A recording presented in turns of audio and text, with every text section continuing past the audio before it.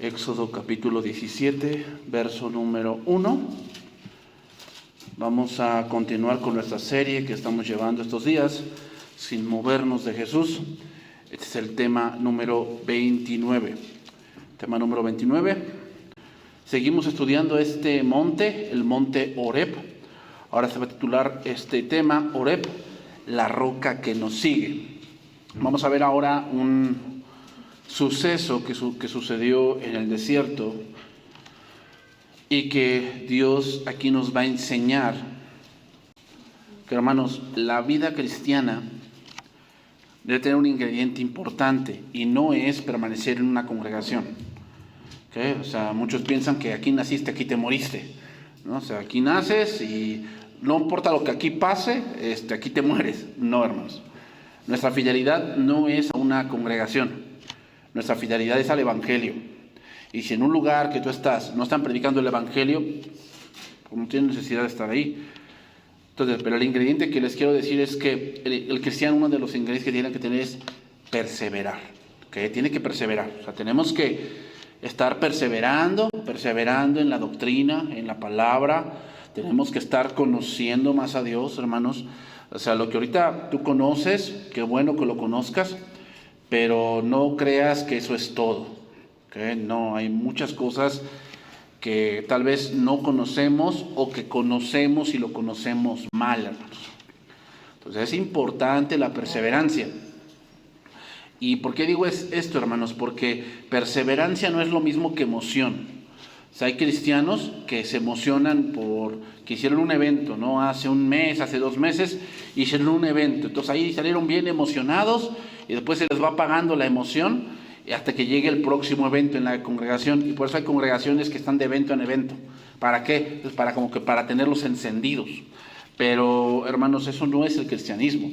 El cristianismo es ir en pos de Jesús, venga lo que venga, pase lo que pase y viviendo lo que esté viviendo. Eso es el cristiano, hermanos. No es que sigo a Dios cuando me convenga y que ahorita me está yendo bien, pues sí estoy bien, y cuando no, pues tengo que buscar la mía. No, hermanos. Entonces, Éxodo 17:1, vamos a estar viendo aquí, dice el título no inspirado, agua de la roca. Dice ahí: toda la congregación de los hijos de Israel partió del desierto de Sin por sus jornadas conforme al mandamiento de Jehová, y acamparon en Refidim, y no había agua para que el pueblo bebiese. Y altercó el pueblo con Moisés y dijeron: danos agua para que bebamos. Y Moisés les dijo: ¿por qué altercáis conmigo? ¿Por qué tentáis a Jehová? Así que el pueblo tuvo allí sed y murmuró contra Moisés. Y dijo: ¿por qué nos hiciste subir de Egipto para matarnos de sed a nosotros, a nuestros hijos y a nuestros ganados? Entonces clamó Moisés a Jehová diciendo: ¿qué haré con este pueblo? De aquí a un poco me apedrearán. Y Jehová dijo a Moisés: pasa delante del pueblo y toma contigo a los ancianos de Israel, y toma también de tu mano tu vara con que golpeaste el río, y ve. He aquí que yo estaré delante de ti, allí sobre la peña en Horeb. Y golpearás la peña, y saldrán de ella aguas, y beberá el pueblo. Y Moisés lo hizo así en presencia de los ancianos de Israel, y llamó el nombre de aquel lugar Machá y Meriba, por la rencilla de los hijos de Israel, y porque tentaron a Jehová, diciendo: ¿está pues Jehová entre nosotros o no? Bien, hermanos, la palabra Refidim, que vemos allí en el verso número 1, la palabra Refidim significa descanso o lugares de descanso. Eso es lo que significa el nombre Refidim. Parece irónico que sea un lugar de descanso, pero no había agua, hermanos. ¿Cuál era el problema? Aquí se pone que no había agua, hermanos, pero el verdadero problema es cuando pensamos que las cosas son las que nos van a traer felicidad y descanso. O sea, si tú estás pensando que si tuvieras una casa más grande, si tuvieras un coche mejor, si tuvieras un trabajo mejor, si tuvieras ropa mejor, si tuvieras hijos mejores, si tuvieras mejores padres, si tuvieras en una colonia diferente, ibas a ser feliz, te estás equivocando. Te estás equivocando porque eso es según tu perspectiva. Hermanos, los israelitas eran libres, tenían días, semanas de ser libres, Pero una cosa es ser libre y otra cosa muy distinta es hallar descanso en tu vida. Y eso no lo tenía Israel. Hermanos, eso nos hace reflexionar en lo que hoy en día está pasando con esta sociedad. Y hermanos, que hoy los hombres y mujeres llegan a la violencia. Es decir, voy a dar algunas noticias que he leído. Por si leí una noticia que hubo una pelea en una pareja, y tanto fue la pelea que la mujer llegó al grado de incendiar al hombre. O sea, lo incendió y después ella se incendió también. Otra noticia hoy en día muy viral, ¿no? Donde un joven golpea a una mujer al grado de dejarla malherida, con riesgo de perder un ojo, ¿no? Con una discusión que la agarró allá afuera de cierto bar y ahí se golpearon. Otra noticia, pues un joven mató a su tía y a sus sobrinas porque la tía le debía 1,200 pesos y la tía no le podía pagar, y porque no le pagó, el sobrino decidió matarlas. Otra noticia, hermanos, un tiroteo de una joven en una escuela en Estados Unidos donde mató a 3 estudiantes y ella misma después se suicidó. Esas son las noticias que abundan en la internet, ¿no? Y hermanos, al oír esto, la gente se pregunta, ¿qué está pasando? Y entonces quieren legislar las armas, ¿no? Que ya no tengan acceso tan rápido a las armas. Quieren legislar ciertas normas de seguridad en los aeropuertos, en las estaciones de trenes, estaciones de autobuses. Sin embargo, ¿cuál es el verdadero problema? Pues que esta humanidad quiere saciar su sed con el pecado. Ese es el verdadero problema. Lo que estamos viendo, hermanos, en esas noticias, son la clara realidad de que el hombre no es libre. No es libre. El hombre está esclavo del pecado. Hace unos días, ¿no? Leímos una noticia que mataron a un joven en un bar, ¿no? En un bar aquí abajito, de 18 años recién cumplidos. Y en las noticias había grupos delictivos, supuestamente que para ellos lo habían matado. Pero hermanos, la realidad es que hoy los jóvenes piensan que nada les puede pasar. Y piensan, y cuando pasa, entonces, ¿dónde estás, Dios? ¿No? Esa es la pregunta, ¿dónde estás? Pero hermanos, todo eso que leemos, que nos enteramos, es una seña clara que el hombre no tiene reposo. Por eso buscan cada día aumentar más el pecado, buscando saciar su sed. Lo buscan, ese reposo, pero por el único medio que el hombre sabe hacer. ¿Cuál? Pecar. Y eso lo vemos en el siguiente verso, hermanos.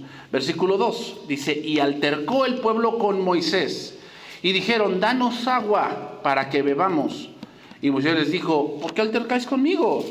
¿Por qué tentáis a Jehová? Aquí la palabra altercar, hermanos, significa luchar o sostener una controversia. Es como cuando, no sé si te ha pasado, pero hay personas que cuando hablan quieren llegar a un punto donde empiezan a ofenderte o empiezan a sacar cosas que pues, no tienen nada que ver con lo que estamos tratando en ese momento, ¿no? Y empiezan a sacar que su tía y que su padre, que su mamá le enseñó y que no sé qué tanto rollo. Y eso significa altercarnos. O sea, significa que los de Israel empezaron a disputar y a llegar a las amenazas con Moisés. Llegar a las amenazas con Moisés. Lo vemos en el verso 4. Entonces clamó Moisés a Jehová diciendo, ¿qué haré con este pueblo? De aquí a un poco me van a apedrear. O sea, dice eso Moisés porque ya lo estaban amenazando, que si no nos das agua te vamos a matar. ¿No? Te vamos a matar porque tú eres un mentiroso.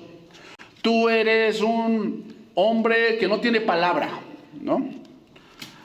Entonces, hermanos, anteriormente ya habían visto maravillas de parte de Dios y aún así seguían dependiendo de las cosas terrenales y no de Dios específicamente.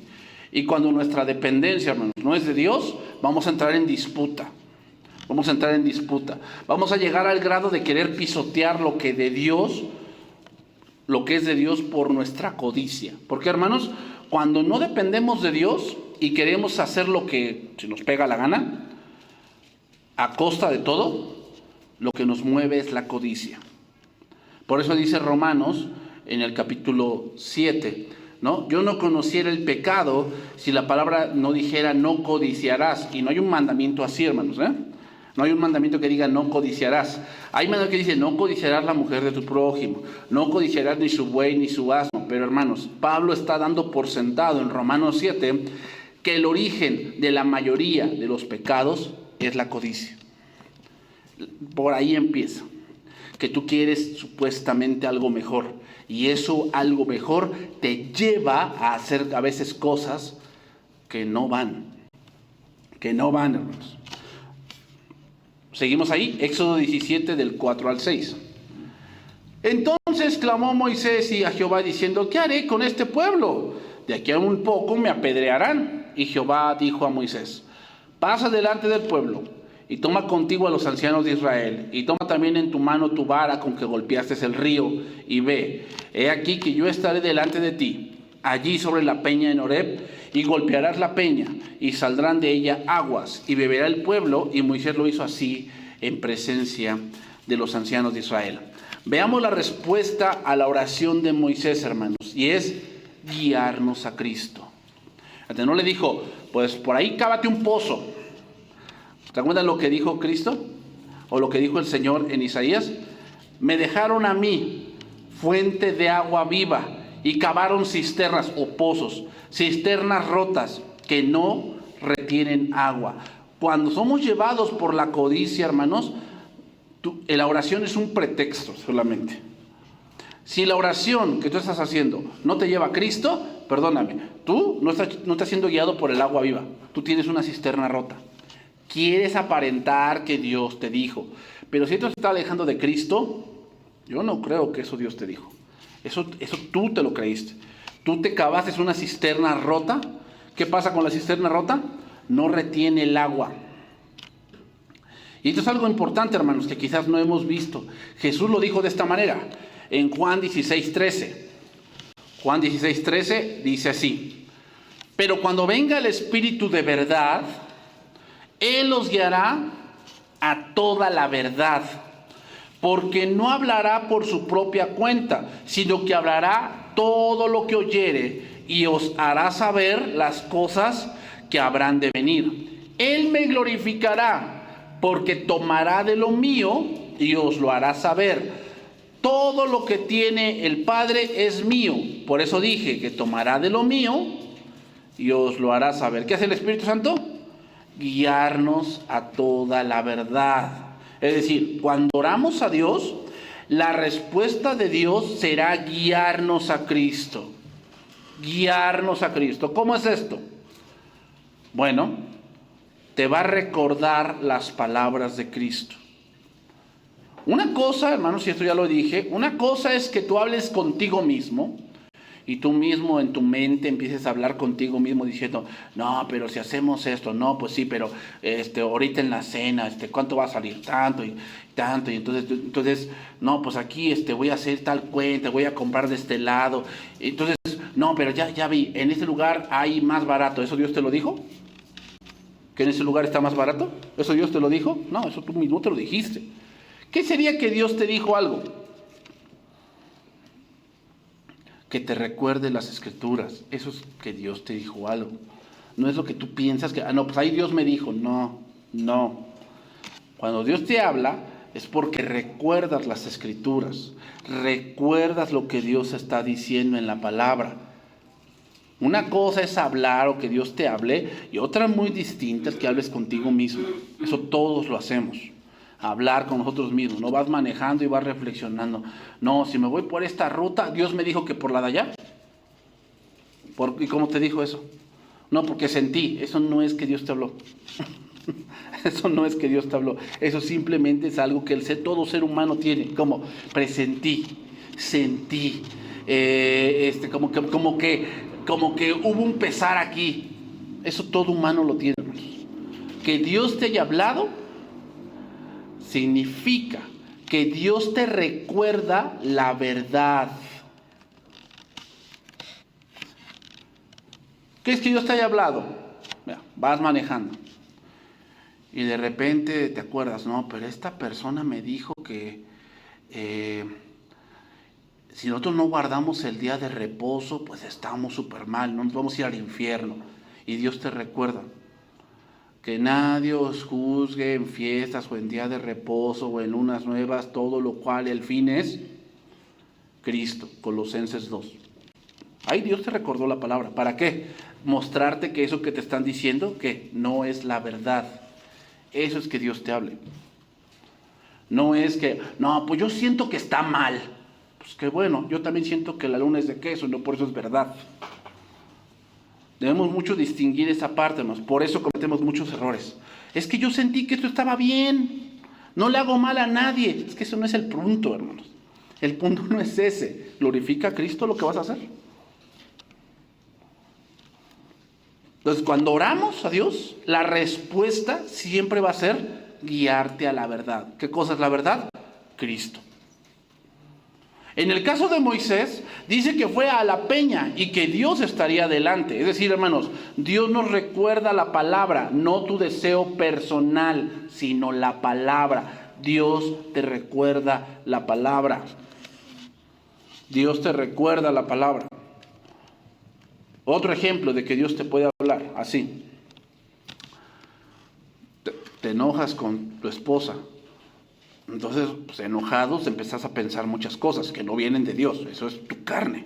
Empiezas a pensar de que no, pues ahora va a ver, le voy a recordar esto. Y ahora cuando me pida esto, no se lo voy a hacer. Le voy a decir, ¿te acuerdas que tú me hiciste, no? ¿Te acuerdas que me dijiste todas las cosas? Entonces la palabra te recuerda que ama a tu esposa como yo te he amado.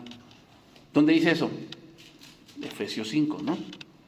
Que ames a tu esposa, o que el varón ame a la esposa, ¿qué? Como Cristo amó a la iglesia. ¿Cómo Cristo amó a la iglesia? ¿Te das cuenta cómo te recuerda? Ese sí es Dios. No, si es que, no, si yo merezco ser feliz, eso no es Dios, ese eres tú.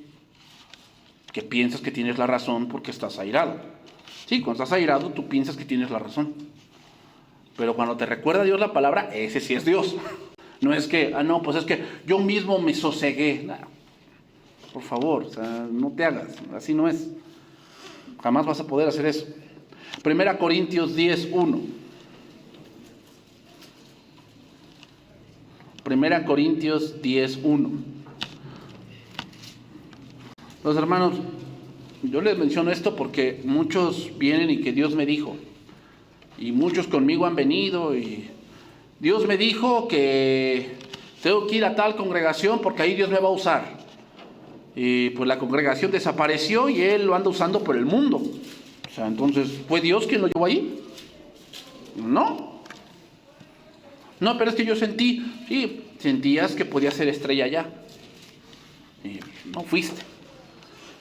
Y ahora ya llegan y empiezan a decir que no, que la iglesia es un fraude, la iglesia es una mafia, y esto y el otro, pero pues al final tú decidiste, ¿no? Como dice el Proverbio 19, ¿no? En traducción viviente, el hombre toma decisiones y arruina su vida y después le echa la culpa a Dios. 1 Corintios 10:1. Porque no quiero, hermanos, que ignoréis que nuestros padres todos estuvieron bajo la nube, y todos pasaron el mar, y todos en Moisés fueron bautizados en la nube y en el mar, y todos comieron el mismo alimento espiritual. Aquí bautismo, hermanos, no se refiere al hecho bautismal de sumergir, sino se refiere a que vieron las maravillas y reconocieron que Moisés era el siervo de Dios. Recuerden que la palabra es respaldada por señales y milagros. Y Moisés los iba llevando y cuando les dice, vamos a cruzar el mar, ¿por dónde, no? Y se abre el mar. ¡Pum! Entonces creyeron que lo que Moisés les estaba diciendo era la verdad. Y todos comieron el mismo alimento espiritual. Y todos bebieron la misma bebida espiritual. ¿Ya lo que dice? Porque bebían de la roca espiritual que los seguía, y la roca era Cristo. Por eso decimos que nos guía a Cristo. La roca, hermanos, es uno de los títulos de Jehová que se encuentran con frecuencia en el Antiguo Testamento. En su cántico, Moisés se lamenta de que Israel abandonó a Dios en Deuteronomio 32:15.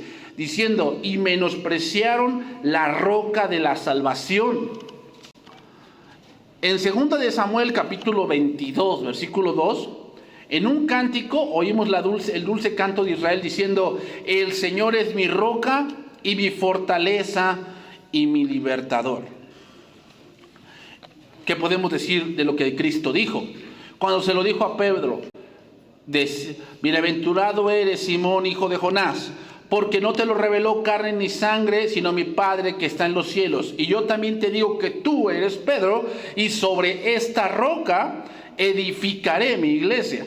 Oreb, hermanos, nos tiene que recordar sobre quién está tu vida.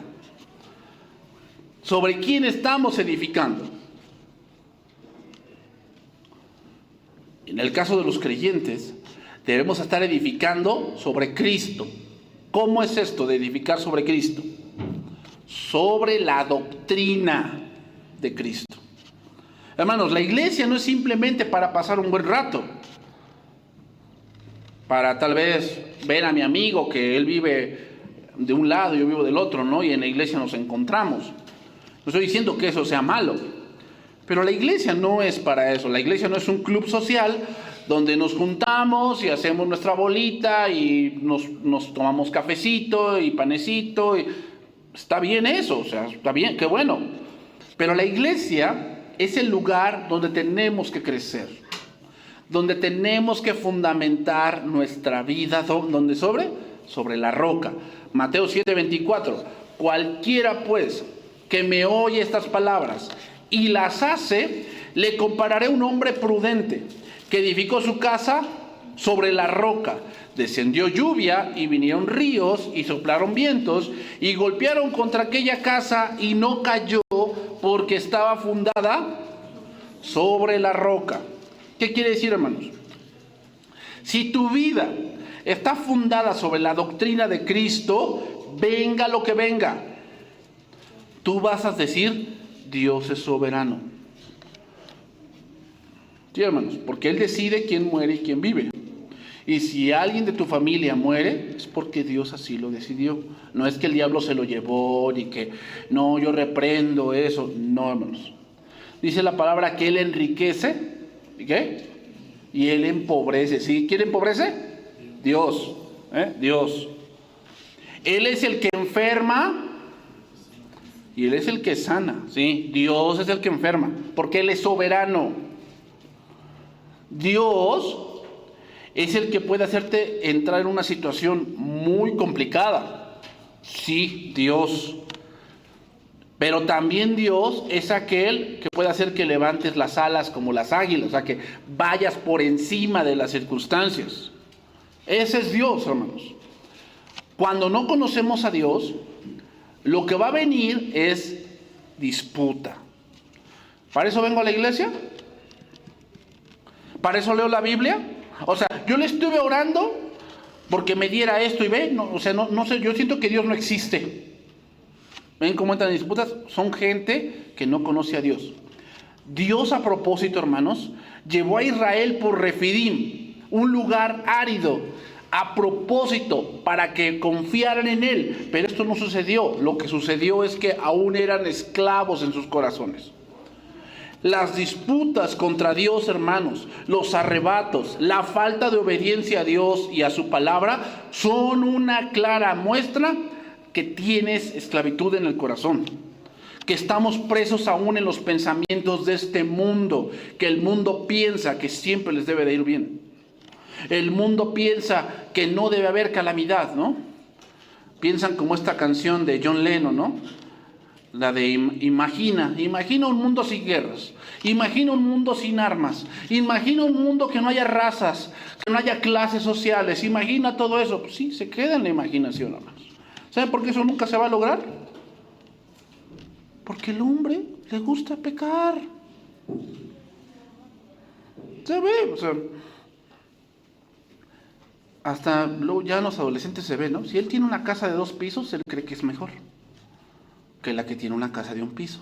Eso está en la naturaleza. O sea, gente que creen que porque tienen un jardín son mejores que los que no lo tienen. Tú dices, ¿y eso qué? O sea, ¿Por qué crees que muchos por su codicia se compran un auto aunque no tengan que comer? Porque creen que el auto les da un estatus. ¿Se dan cuenta? O sea, cuando estamos esclavos del mundo así pensamos.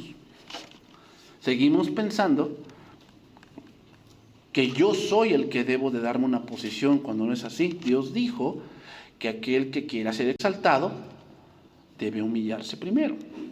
Mateo 21, 23. Entonces, hermanos, nuestra vida debe estar fundada en las verdades del Evangelio. Debe estar fundada ahí. Es por eso, hermanos, que un cristiano que no conoce a su Dios, es fácil devorarlo. Es fácil devorarlo. O sea, Satanás su papel no es espantarte. O sea, no es que, ay, pues veme, soy rojo y aquí estoy y toda la cosa, no, hermanos. Satanás, su principal arma es engañarte. Ese es su principal arma, engañarte.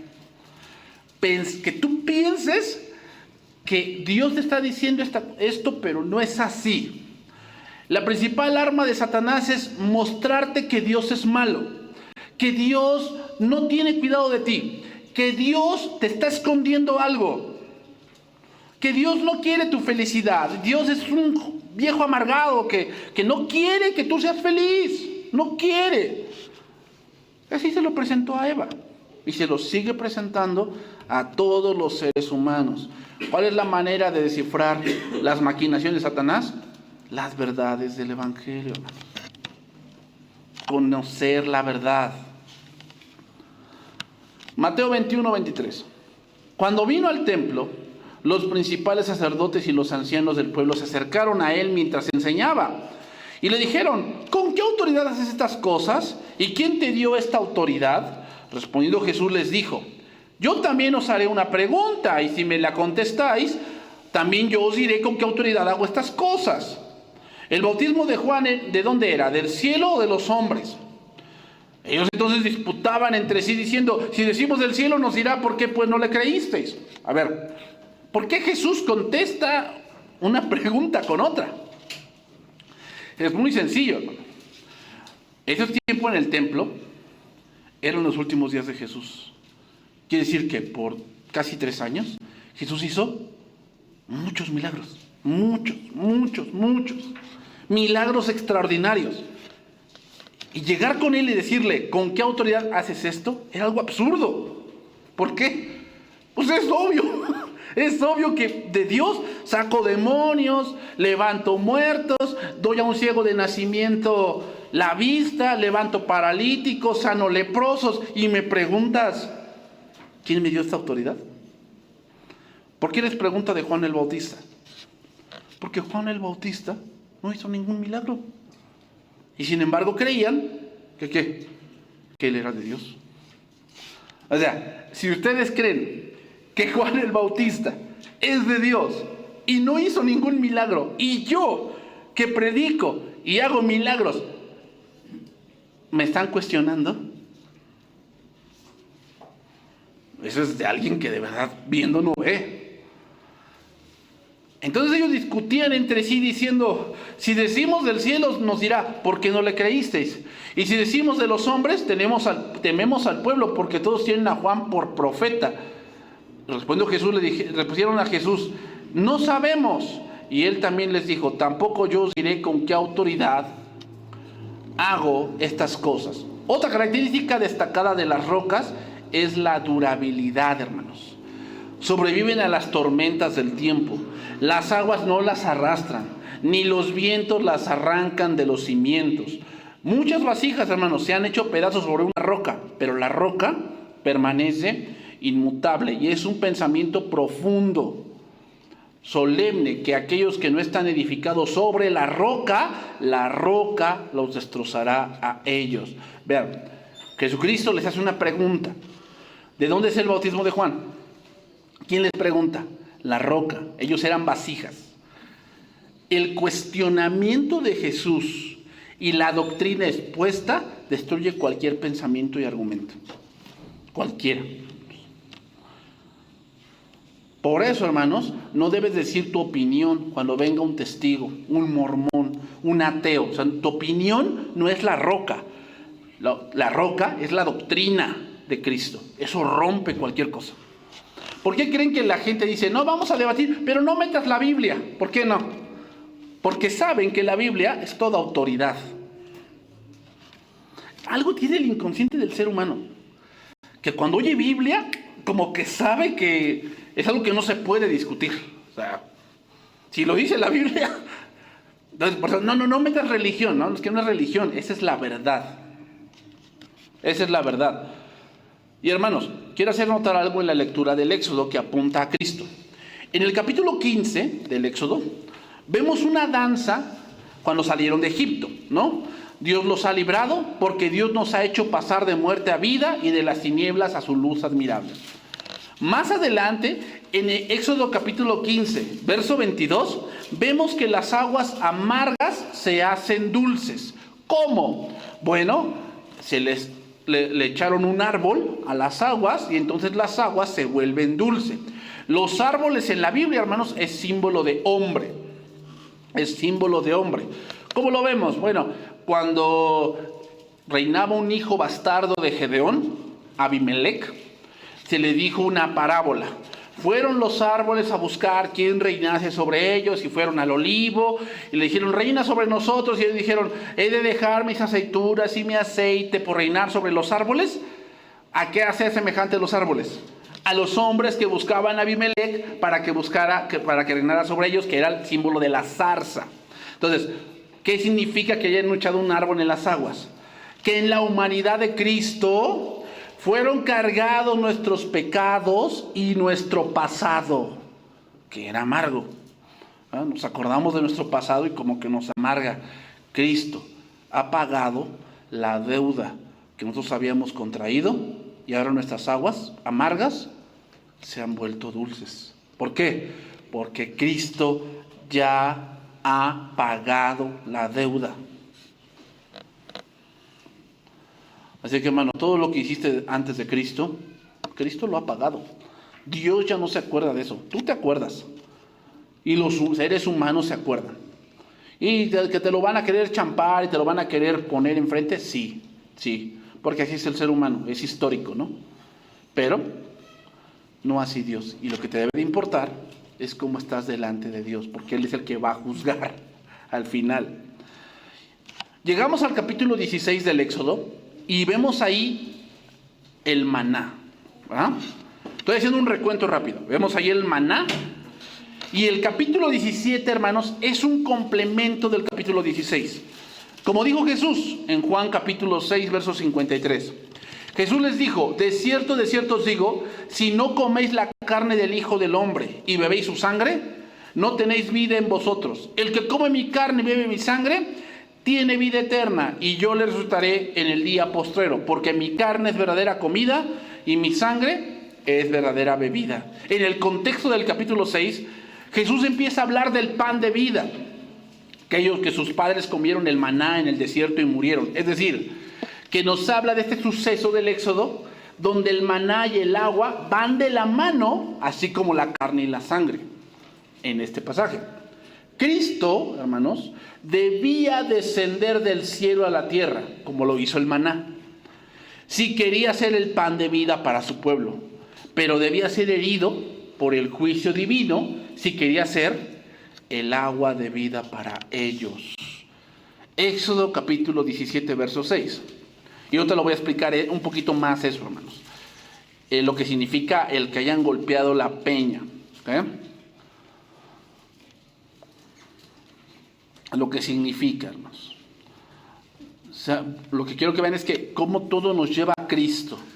Cómo todo habla de Cristo. Es Cristo a lo que debemos de conocer.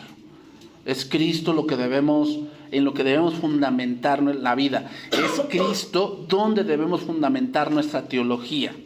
No en los hombres, no en lo que pensó Agustín de Hipona y lo que pensó Friedrich Nietzsche y lo que pensó Simone de Beauvoir. No. Nuestra teología debe estar fundamentada en Cristo. Dice, aquí yo estaré delante de ti allí sobre la peña de Oreb, y golpearás la peña, y saldrán de ellas aguas, y beberá el pueblo. Y Moisés lo hizo así en presencia de los ancianos de Israel. 3 detalles, hermanos, que nos permiten fijar la interpretación de la herida de la roca como un tipo de la muerte de Cristo. Número 1, iba a ser golpeada por la vara. Y la vara sí significaba la autoridad, pero también significaba, hermanos, el juicio de Dios. ¿Por qué lo podemos decir así? Porque cuando Moisés arrojó la vara al suelo, ¿en qué se convirtió? En serpiente. Y la serpiente es un recordatorio de la sentencia de Dios en el Edén. ¿Cuál? El día que de él comieres, ciertamente morirás. Ciertamente morirás. O sea, cuando Moisés se presentó ante Faraón y le arrojó la vara, sí era para que viera que Dios lo respaldaba, pero también era, si no obedeces lo que yo te digo, ¿qué? Vas a morir. Otro ejemplo de la vara. La vara convirtió las aguas del Nilo en sangre. Y dice que el olor era tan repugnante que olía como a ¿qué? Como a muerto. Otra vez. La vara nos habla del juicio de Dios. Morirán. El que la vara haya golpeado la peña significa que el juicio de Dios sería sobre Cristo. Sería sobre Cristo. Número 2. Solo los ancianos presenciaron el golpe a la roca. ¿Qué significa esto, hermanos? Significa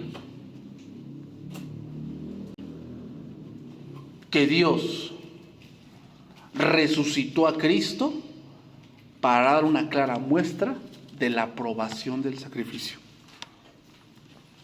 Porque los ancianos eran así como la autoridad. La autoridad, el gobernante que es Dios, aprobó el sacrificio de Cristo. Por eso Él resucitó. O sea, ¿por qué creen que nadie más ha resucitado? Porque todos mueren por su pecado. Pero Cristo no murió por su pecado, murió por el pecado nuestro.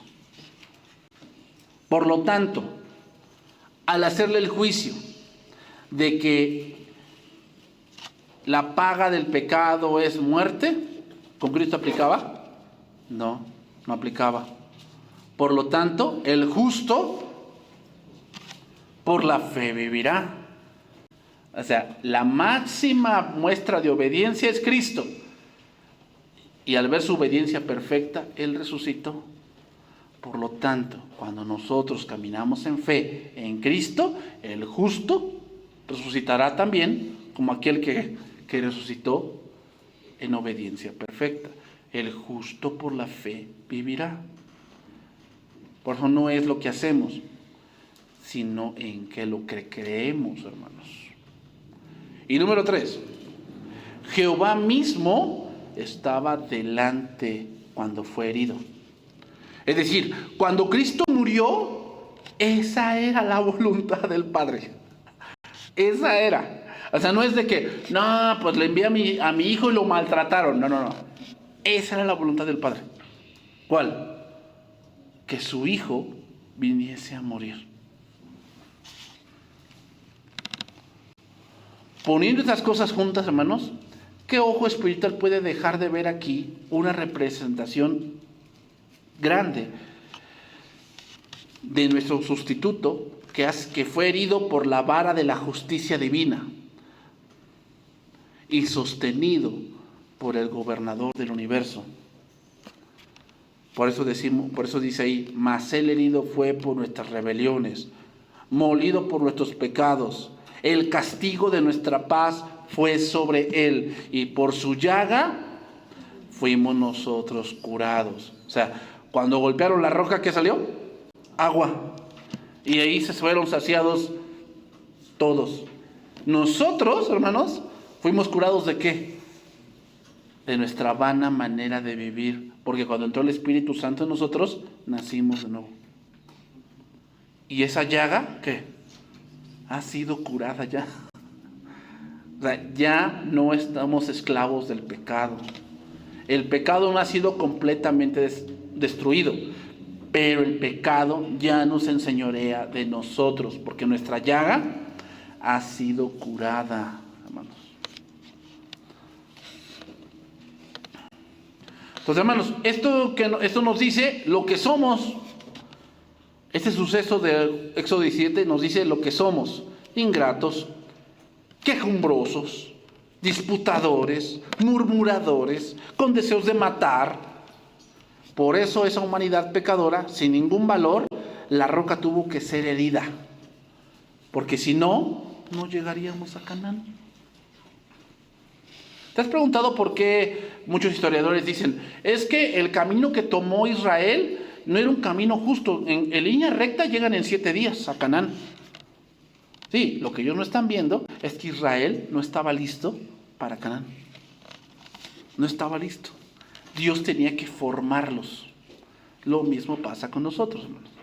Dios nos va a meter en situaciones difíciles para formar tu carácter, no para que te quejes, para formar tu carácter. Vámonos por la parte final.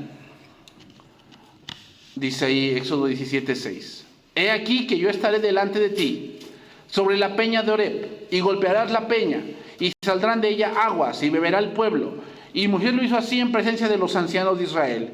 Y como dijo Cristo, hermanos, voy a leer estos 2 pasajes. Juan 4:13. Respondió Jesús y le dijo, cualquiera que bebiere de esta agua, volverá a tener sed. Mas el que bebiere del agua que yo le daré, ¿por qué? Porque Él es la roca, no tendrá sed jamás. ¿Qué significará no tener sed jamás? Bueno, el contexto es una mujer adúltera que buscaba la felicidad. ¿Dónde? En los hombres. Como hay hombres que buscan la felicidad en las mujeres, o como hay mujeres que buscan la felicidad en los hijos, y como hay hombres que buscan la felicidad en el trabajo, y como hay mujeres que buscan la felicidad en viajar y subir todas sus fotos al Instagram, y el hombre busca la felicidad en que sea un hombre exitoso y bien remunerado. Ahí buscan la felicidad, pero vuelven ¿a qué? A tener sed. Como esta mujer que yo les mencionaba hace una semana, ¿no? Se acostó con 100 hombres en un día y se sintió sucia. Pero después se le pasó el remordimiento de conciencia y ahora dice que su reto es con 1000. ¿No? Cualquiera que bebiere de esa agua volverá a tener sed. Pero el que bebiere del agua que yo le daré no tendrá sed. ¿Qué? ¿Por qué no? ¿Cuál es la razón de que ya no tengas sed? Porque conoces la verdad.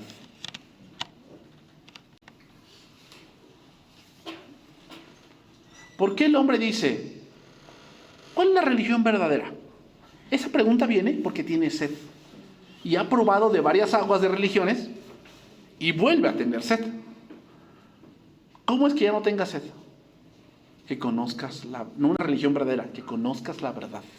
Conoce a Cristo. No una religión, a Cristo. Religión, hermanos, es una serie de prácticas que hacemos. O sea, nosotros tenemos religión. En algún punto sí. ¿Por qué? Tenemos la práctica de reunirnos todos los domingos. Tenemos la práctica de reunirnos los jueves. Tenemos la práctica de tomar pan y vino ciertos. Eso es una religión. Eso es pero nosotros no decimos que eso nos está haciendo salvos. Ellos dicen que sí, ¿no? Que si haces esto, que si rezas, que si ayunas, que si rodillas, todo eso es una religión del hombre. Nosotros queremos conocer la verdad en Cristo, pero nosotros como seres humanos, pues tenemos esa tendencia a hacer ciertas cosas. Y eso no es malo. Lo malo es sustituir la palabra por las prácticas que hacemos. Mas el que bebiere del agua que yo le daré, no tendrá sed jamás, sino que el agua que yo le daré será en él una fuente de agua viva que salte para vida eterna. Y esta es la vida eterna, que te conozcan a ti, el único Dios verdadero, y a su Hijo y a tu Hijo Jesús, a quien tú has enviado. ¿Se dan cuenta? La vida eterna no es lo que hacemos o dejamos de hacer. La vida eterna es conocer a Dios. Juan 7:37. Juan 7:37. En el último y gran día de la fiesta, Jesús se puso en pie y alzó la voz diciendo: si alguno tiene sed, venga a mí. Otra vez, ¿por qué a Él? Porque Él es la roca. Él es la peña de Oreb. Si alguno tiene sed, venga a mí y beba. El que cree en mí, como dice la Escritura, de su interior correrán ríos de agua viva. Y Juan lo explica después. Esto dijo del Espíritu que habían de recibir los que creyesen en Él. Pregunta: ¿cuándo recibimos el Espíritu Santo? O sea, abrió la roca y se esperaron 2, 3 días y ya después de eso. Porque así dicen los pentecostales. Ellos dicen, una cosa es creer en Cristo y otra cuando ya recibes el Espíritu Santo. No es cierto. Ah, bueno, pero Pentecostés, esa es otra cosa. Ese es el inicio de la iglesia. No podemos confundir la historia con lo que ya está establecido. ¿Cuándo recibimos el Espíritu Santo? Cuando creemos. Porque cuando le pegaron a la roca y salió agua, ¿cómo te imaginas esa escena? A ver, les voy a sacar agua y todos andaban, ay, no, mi Coca-Cola, ojalá y todo. Y de repente le pega a la roca y de repente sale agua, ¡pum! Pues te abalanzas, ¿no? Te avientas ahí al agua y no, pues, ¿qué tal si me la ganan? Me aviento y empiezo a beber como pueda yo. Bueno, entonces quiere decir que cuando tú crees, el Espíritu Santo inmediatamente, ¿qué? Habita en ti. Habita en ti, ¿sí? Cuando Zaqueo creyó en Cristo, ese punto de, Señor, todo lo que tengo lo doy a los pobres, y si alguno he defraudado, se lo devuelvo, ¿qué? Y entonces, ¿qué dijo Cristo? Ha llegado a la salvación a esta casa porque él también es, ¿qué? Hijo de Abraham. ¿Qué quiere decir eso? Que en ese momento Zaqueo nació de nuevo. ¿Cómo? ¿Pues no que reciben el Espíritu después? Pues la Biblia dice que el que no naciere del agua, o sea, si el Espíritu viene después o hasta que venga el Espíritu naces de nuevo. Es que, hermanos, eso no lo dice la Biblia. Ahí está claro que no. O sea, yo sé que hay predicadores de mucho renombre que dicen, es que yo creí y como a la semana recibí y hablé en lenguas. Qué bueno, qué bueno. El nacer de nuevo es que, ¿qué? Como el viento, que oye su sonido, pero ¿qué? ¿No sabe ni de dónde viene? O sea, hay gente que nace de nuevo de maneras extraordinarias. O sea, ¿ustedes han leído cómo nació de nuevo Martín Lutero? Él era un franciscano, conocía la Biblia y se latigueaba, Se latigueaba y hacía penitencia y hacía grandes ayunos hasta que leyó Romanos y ahí nació de nuevo. Entonces nadie le predicó nada, ¿no? La luz del Evangelio y el Espíritu Santo, ¿qué hace? Te ilumina el entendimiento, crees, naces de nuevo. Y el Espíritu Santo en ese momento lo hace, hermanos.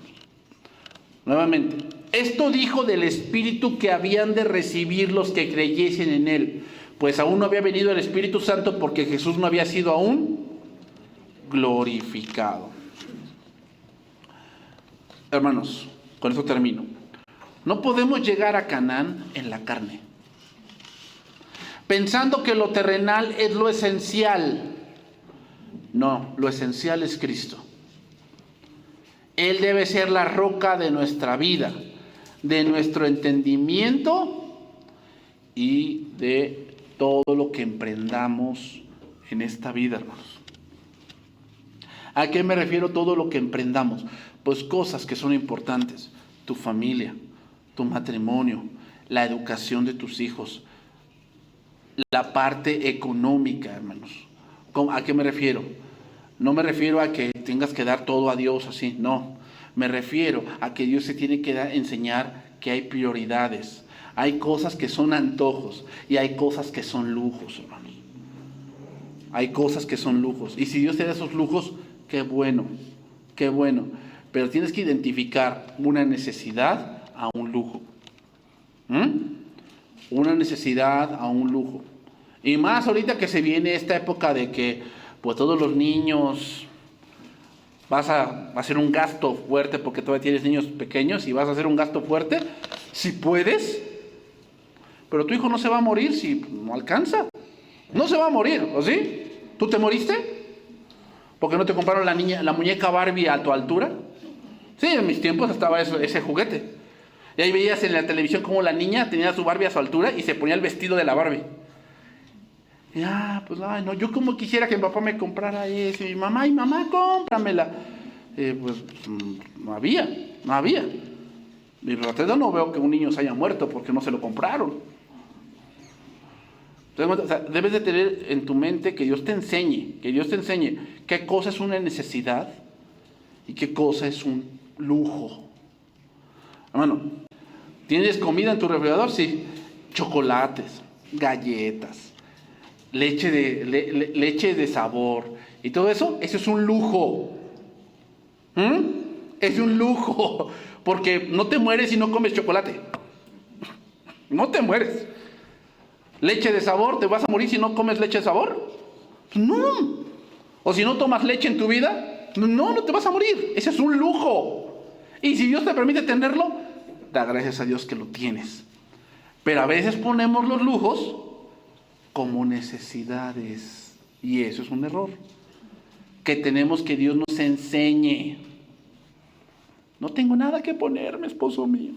Tú eres un malo porque nunca ves por mí. Y tú ves ahí pues tú nada más tienes un cuadrito de ropa, ¿no? Como hombre. La del domingo y la del diario, ¿no? La del domingo y la del diario. Y tú dices, ay, esposa mía. Y bueno, tú como hombre, si la amas, pues, si puedes, pues va, ¿no? Pero ¿y si no? Eso no es una necesidad. Tienes mucha ropa. Eso no es una necesidad. Pero hermano, después de este día que viene de muchos juguetes, ¿qué viene después? Inscripciones. Y viene zapatos. Y sí, esa sí es una necesidad primaria, ¿no? ¿O vas a mandar a tus hijos descalzo? Híjole, se me fue los zapatos en el trenecito ese. En el Hot Wheels, ¿no? Se me fue allí. Pero por la voluntad de Dios, yo espero en ti, Señor. No. Tienes que ser sabio. Identificar que una necesidad y un lujo. Hay cosas que son lujos, hermanos, y que tal vez no es el momento de tenerlo. Pero hay cosas que... Sí, ¿un refrigerador será necesario? Pues creo que sí, ¿no? Pues ahorita sí, tu suegra o tu suegro o tu hermana te da llévatela de manzana y nada más al otro día se agrió porque pues no tienes, se requiere, ¿no? ¿Se requiere una estufa? ¿O todavía vas como los neandertales ahí, con las piedras así? Bueno, si puedes, pues está bien, ¿no? De leña y toda la cosa. Pero, ¿sería necesario un boiler? O todavía vas por la risco y luego la resistencia, ¿va? Y ahorita con el agua bien fría, a la bendición de Dios, hermano. ¿Te das cuenta? O sea, a veces tenemos todo al revés. Necesitamos la sabiduría de Dios, hermanos. Por eso te digo, en todas las decisiones que esté Cristo ahí. O sea, ¿cómo? Que te dé sabiduría. Que te dé sabiduría para saber cómo gastar, cuándo viajar, cuándo comprar, todo eso. Que Dios nos guíe. Que Dios nos guíe, hermanos. ¿Cómo nos va a guiar? Tomando de la palabra. Tomando de la palabra. Vamos a orar y vamos a terminar, hermanos.